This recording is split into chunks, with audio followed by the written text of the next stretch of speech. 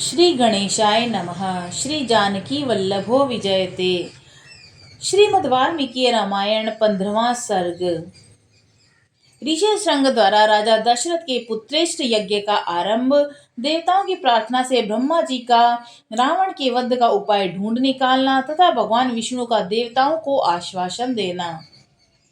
महात्मा ऋषि श्रृंग बड़े मेधावी और वेदों के ज्ञाता थे। उन्होंने थोड़ी देर तक ध्यान लगाकर अपने भावी कर्तव्य का निश्चय किया।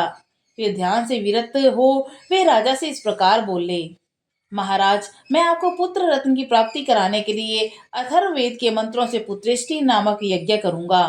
वेदोक्त विधि के अनुसार अनुष्ठान करने पर वह यज्ञ अवश्य सफल होगा। यह कहकर उन तेजस्वी ऋषि ने पुत्र प्राप्ति उद्देश्य से पुत्रेष्टि नामक यज्ञ प्रारंभ किया और श्रोत विधि के अनुसार अग्नि में आहुति डाली। तब देवता, सिद्ध, गंधर्व, महर्षिगण विधि के अनुसार अपना अपना भाग ग्रहण करने के लिए उस यज्ञ में एकत्र हुए। उस यज्ञ सभा में क्रमशः एकत्र सब देवता लोककर्ता ब्रह्मा जी से इस प्रकार बोले। भगवान, रावण नामक राक्षस आपका कृपा प्रसाद पाकर अपने बल से हम सब लोगों को बड़ा कष्ट दे रहा है। हम में इतनी शक्ति नहीं कि अपने पराक्रम से उसको दबा सकें। प्रभु, आपने प्रसन्न होकर उसे वर दे दिया है। तब से हम लोग उस वर का सदा समादर करते हुए उसके सारे अपराधों को सहते चले आ रहे हैं। उसने तीनों लोकों के प्राणियों को के नाकों में दम कर रखा है। वह दुष्ट आत्मा जिनको कुछ ऊंची स्थिति में देखता है उन्हीं के साथ द्वेष करने लगता है। देवराज इंद्र को परास्त करने की अभिलाषा रखता है। आपके वरदान से मोहित होकर वह इतना उद्दंड हो गया कि ऋषियों, यक्षों, गंधर्वों, असुरों, ब्राह्मणों को पीड़ा देता और उनका अपमान करता फिरता है। सूर्य उसको ताप नहीं पहुंचा सकते, वायु उसके पास जोर से चल नहीं सकती, उसकी उतार तरंगे सदा ऊपर नीचे होती रहती हैं। वह समुद्र भी रावण को देखकर भय के मारे स्तब्ध सा हो जाता है, उसमें कंपन नहीं होता। वह राक्षस देखने में बड़ा भयंकर है, उससे हमने महान भय प्राप्त हो रहा है। अतः भगवान, उसके वध के लिए आपको कोई ना कोई उपाय अवश्य करना चाहिए। समस्त देवताओं के ऐसा कहने पर ब्रह्मा जी कुछ सोचकर बोले। देवताओं, लो, उस दुरात्मा के वध का उपाय मेरी समझ में आ गया। उसने वर मांगते समय यह बात कही थी कि मैं गंधर्व, यक्ष, देवता तथा राक्षस के हाथों से न मारा जाऊं। मैंने भी तथास्तु कहकर उसकी प्रार्थना स्वीकार कर ली।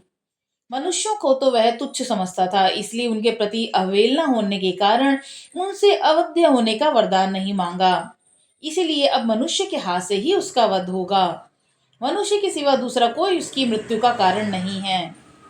ब्रह्मा जी की कही हुई यह अप्रिय बात सुनकर उस समस्त देवता और महर्षि बड़े प्रसन्न हुए।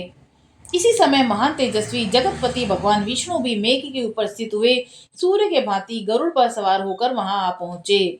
उनके शरीर पर पीतांबर, हाथों में शंख, चक्र, गदा आदि आयुध शोभा पा रहे थे। उनकी दोनों भुजाओं में तपाए हुए सुवर्ण के बने केयूर प्रकाशित हो रहे थे। उस समय संपूर्ण देवताओं ने उनकी वंदना की और वे ब्रह्मा जी से मिलकर सावधानी के साथ सभा में विराजमान हो गए। तब समस्त देवताओं ने विनीत भाव से उनकी स्तुति करके कहा। सर्वव्यापी परमेश्वर, हम तीनों लोगों के हित की कामना से आपके ऊपर एक महान कार्य का भार दे रहे हैं। प्रभु, अयोध्या के राजा दशरथ धर्मज्ञ, उदार तथा महर्षियों के समान तेजस्वी हैं। उनके तीन रानियां हैं जो ह्रीम, श्रीम और कीर्ति इन तीन देवियों के समान हैं। विष्णुदेव, आप अपने चार स्वरूप बनाकर राजा की उन तीनों रानियों के गर्भ में पुत्र रूप में अवतार ग्रहण कीजिए। इस प्रकार मनुष्य रूप में प्रकट होकर आप संसार के लिए प्रबल कंटक रूप रावण को, जो देवताओं के लिए अवध्य है, समर भूमि में मार डालिए।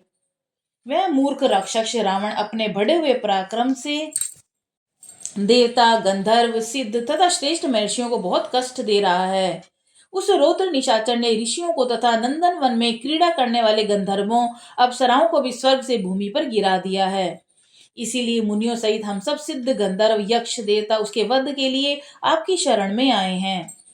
शत्रुओं का संताप देने वाले देव, आप ही हम सब लोगों की परम गति हैं। अतः इस देव द्रोहियों का वध करने के लिए आप मनुष्य लोक में अवतार लेने का निश्चय कीजिए। उनकी इस प्रकार स्तुति करने पर सर्वलोक वंदित देव प्रवर देवादिदेव भगवान विष्णु ने वहां एकत्र हुए उन समस्त ब्रह्मा आदि धर्मपरायण देवताओं से कहा। देवगण, तुम्हारा कल्याण हो।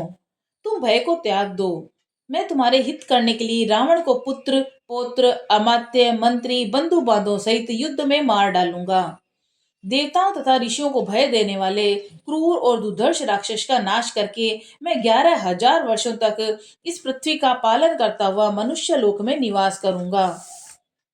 देवताओं को ऐसा वर देकर मनस्वी भगवान विष्णु में ने मनुष्य लोक में पहले अपनी जन्मभूमि के संबंध में विचार किया। इसके बाद कमल नयन श्री हरि ने अपने को 4 स्वरूपों में प्रकट करके राजा दशरथ को पिता बनाने का निश्चय किया। इसके बाद कमल नयन श्री हरि ने अपने को 4 स्वरूप में प्रकट किया और तब देवता, ऋषि, गंधर्व, रुद्र, अप्सराओं ने दिव्य स्तुतियों के द्वारा भगवान मधुसूदन का स्तवन किया। वे कहने लगे, प्रभु, रावण बड़ा उदंड है। उसका तेज अत्यंत उग्र और घमंड बहुत बढ़ा चढ़ा है। वह देवराज इंद्र से सदा द्वेष रखता है, तीनों लोकों को रुलाता रहता है। साधु और तपस्वी जनों के लिए तो वह बहुत बड़ा कष्टदायक है। अतः तापसों को भय देने वाले उस भयानक राक्षस की आप जड़ के सहित उखाड़ के फेंक दीजिए। उपेंद्र, सारे जगत को रुलाने वाले उस उग्र पराक्रमी रावण को सेना और बंधु बांधों सहित नष्ट करके अपने स्वाभाविक निश्चिंता के साथ अपने ही द्वारा सुरक्षित उस वैकुंठ धाम में आ जाइए, जिसे राग, द्वेष आदि दोषों का कलुष कभी छू नहीं पाता। इस प्रकार श्री वाल्मीकि निर्मित आर्ष रामायण आदि काव्य के बाल कांड में 15वां सर्ग पूरा हुआ। बोलो सियावर रामचंद्र जी की जय। पवन सुत हनुमान जी की जय।